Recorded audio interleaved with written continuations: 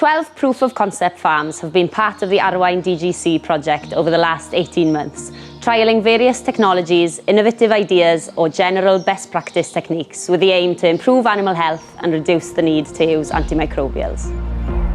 We've installed an automatic foot bath.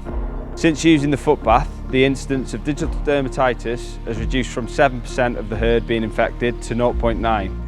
This has resulted in a great health and welfare improvements along with economic benefits.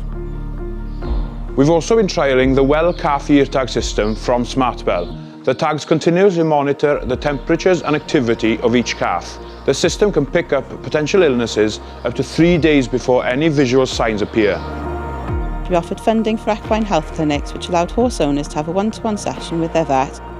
We've welcomed the opportunity to have these discussions with owners and hopefully changing the mindset towards preventative measures such as biosecurity, good hygiene and good antibiotic stewardship.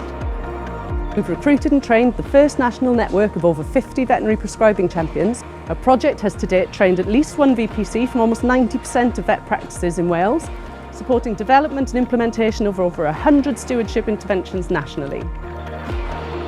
We have collaborated with the Wales Veterinary Science Centre in piloting a scheme for collecting syndromic disease data from practicing vets. The aim of the project is to explore the possibility of setting up a national syndromic disease surveillance system for Wales. We've recruited 54 sheep, beef and dairy farms across Wales. Vets collected over 1,500 environmental samples which were tested for antibiotic-resistant bacteria. We were collating antibiotic data on the average use per farm.